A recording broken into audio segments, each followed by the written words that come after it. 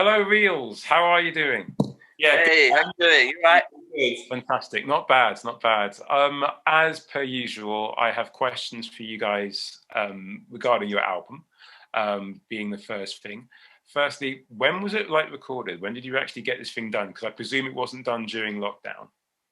We've been recording the album probably over a couple of years with Sean Reed over in East London at his famous Time Studios, and we've been working on it for a couple of years or so. Put it away for a little bit, and then we came back to it at the end of last year. Did some new mix sessions on it, added some new sounds, and really put it to bed. Really, so it's all ready to go now. Definitely. I'm so happy you trusted me to hear an earlier mix. Now it's so incredibly clear and pristine, and yet there's so much lovely serrated noise going on. And also celebration, particularly on the Wilhelm scream, which I'm sure for me is a reference to Star Wars, but for everyone else who knows their sound archives, it's that guy who does the screaming noise. I don't know how to say it or do it. I don't know if one of you guys wants to promote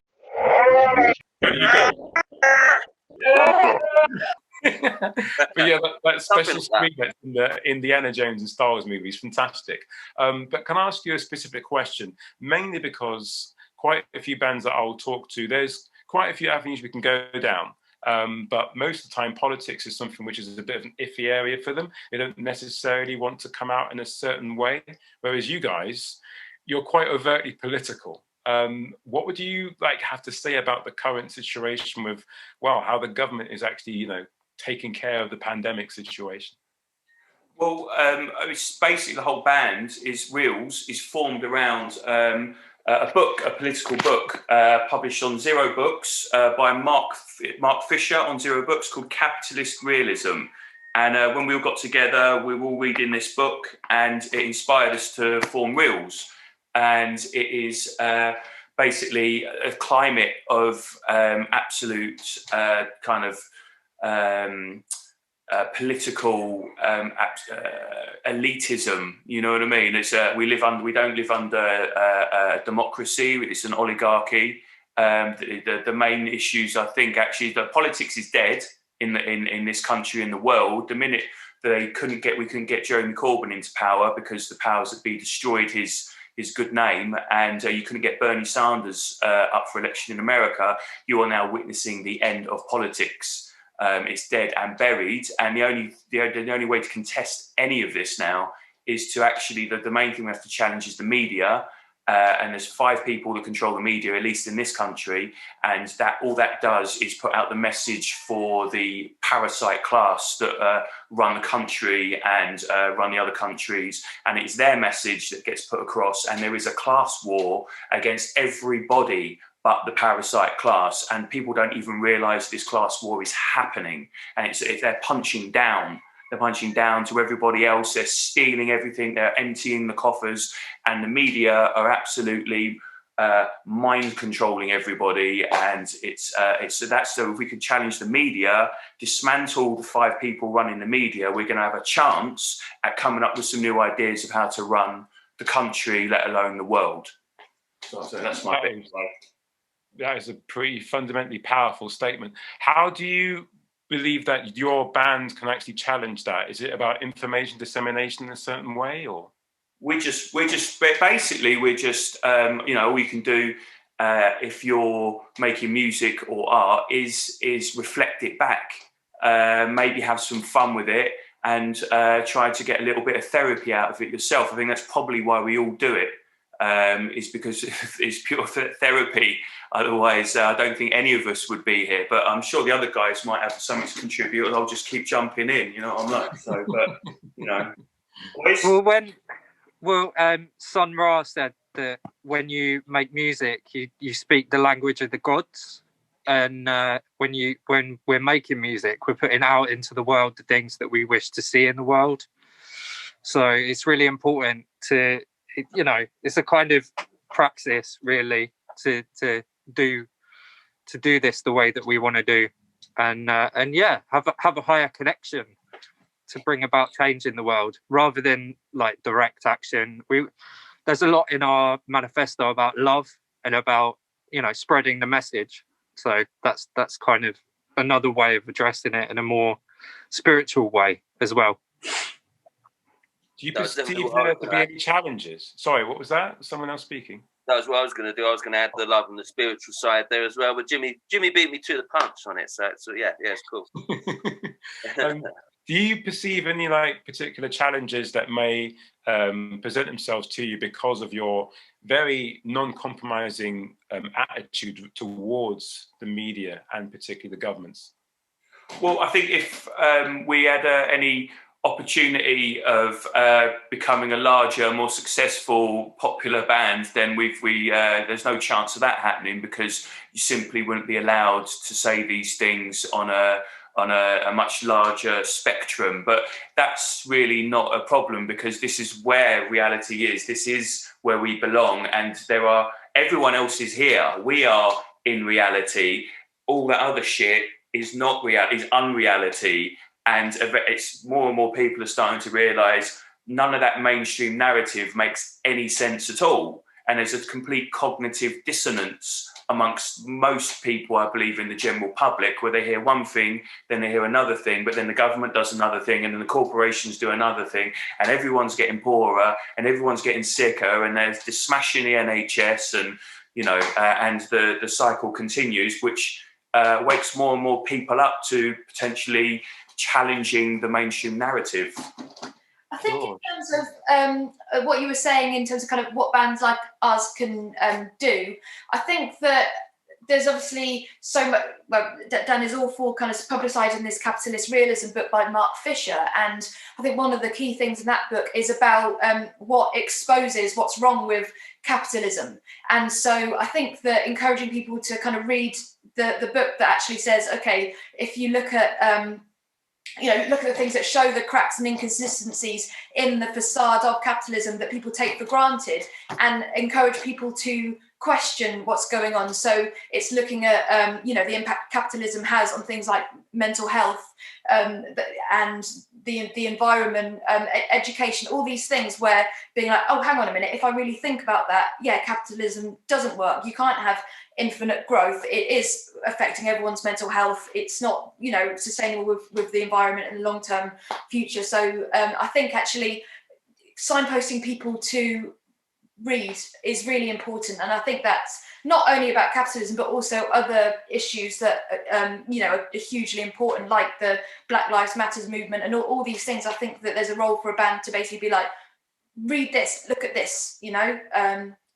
Yeah, you're very active on your social media in doing that as well. Yeah, I mean, it's about providing a soundtrack to the narrative, to the events of the alternative reality, you know what I mean, or the sub-reality that we live in. And I suppose we're all romantics to a degree, because we were all born or came after, but we're, born and bred on the Clash, and the Sex Pistols and Gil Scott-Heron, and, all of these, and the MC5, and the, all of this like 60s culture as well, the Black Panthers, and, revolution. And the revolution is long overdue in this country, because we've all been distracted by all the wonderful distractions that we have, and we're probably reaching, hopefully at some point, a kind of tipping point where we can't distract ourselves anymore, and we'll have to take responsibility for ourselves and everyone else around us, instead of handing power to people that are not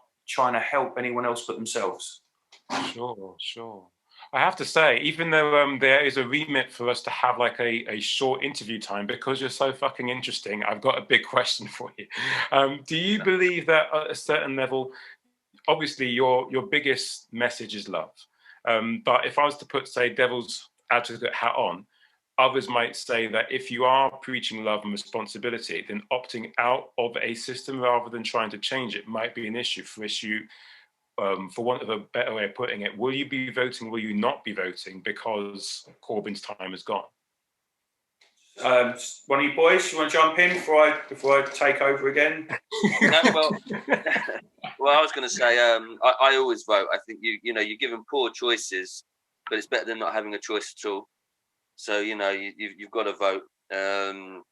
again, you know, you're giving lousy choices, but it's better that than nothing at all. So that's my 2 cents on that. But I think Dan's loaded up with a narrative there as well. Jim Boy, what you reckon? Are you going to vote anymore? Me? Well, there's something I've been wrestling with, because I've heard a lot of like current theory about capitalism, and generally the saying goes that you can't destroy the master's house with his own tools.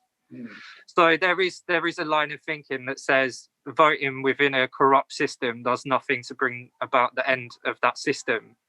But I'm not sure I agree with that. I believe that we're not in a place where we can have such a dynamic shift, because every system set up since we had economic and political systems like serfdom and mercantilism and capitalism, they've all been was the start of it, wasn't it? I suppose. Well, they've all been brought about to subjugate the working class and to benefit the ruling class. And whatever way that it's been worked out to run a society, it's always for the benefit of one set of people. So moving forward, it doesn't seem like there's going to be that dramatic paradigm shift. So currently in our generation, we have to work within the confines of what we have presented in front of us and make inroads where we can. Yeah. And like I said, on a more deeper spiritual level, you have to put out into the world what you want to receive back. So voting, engaging, there's no merit to disengaging from the system. So unfortunately, we have to engage in it. Yeah, I agree. I think it's about being open to drastic change, but also as long as we have this system, you know, you have to do everything to get rid of the Tories, you know. And I believe that there are a lot of good people still in the Labour Party, you know. And obviously, you know, we campaigned for Corbyn, we're, you know, all this stuff, but I just think that the Tories are just really quite dangerous, and we have to do everything we can to stop them being in power. And I actually completely on the opposite side of it, and I totally respect these guys, and they're probably right, and no one should ever listen to what I have to say. But I'm so heartbroken by what happened to Corbyn, because we all joined the political system. Everyone joined because he came into power, because he didn't want power, because he stayed on the back benches so he could be honest and true, a true honest politician, which is never happens. And then he was destroyed by absolute slander and lies and all of this nonsense, because he was a real threat to the establishment, which meant he was never going to get into power, which I didn't realise until, you know, we were all, you know, kind of absolutely knocked out in that last election. You know what I mean? So I view it in my current point of view, and probably more from an emotional place than an intellectual place, that actually like what Jimmy was saying is absolutely right. Structurally, everything is set up to maintain the status quo. So that if we're stuck within inside this structure, we can't change it because it's about maintaining the status quo. But then again, you say you had the Magna Carta, you have civil liberties in the 60s, you can win victories, and it's important to engage on that level. But I think I think for me personally, I'll be spoiling the ballot, and maybe until someone emerges in the future that can challenge the establishment. But I think maybe we'll see the end of politics as we understand it in this country in the coming years. And I think COVID is an accelerant, a catalyst on all fronts, for good and for bad. And we have to start to reclaim land and political space and conscious space and spiritual space. As the frontiers is changing, we have to get structural change. That's the key, is structural change. And if we get that, we've got a chance. But I'll be spoiling the ballot, but I respect my brothers and sisters in what they say. I respect you guys, because from afar, you guys, I'm going to go really geeky on this. From afar, people might think that you're kind of like this one team, like Fantastic Four, right? But when you really look at it, you're basically the X-Men. You've all got these different ideologies that kind of work together within your group. I think that's healthy because it means that you're going to have different ways of doing things that will already, there'll just be a lot of genuine kind of movement going forward for you guys. And I really like that. I appreciate that. It's really cool. We just started working with Dirty Water Records, label, a really rich heritage. So I thought I'd give them a shout out as well. Oh yeah, definitely. Massive shout out to Paul Manchester. Yeah, he's been amazing. He's got us all sorted out. So cheers, Paul. Thank you. And Dirty Water Records. Cheers, Paul. Rock on.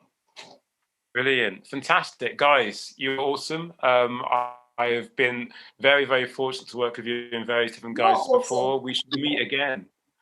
For now, goodbye. Okay. See you, John.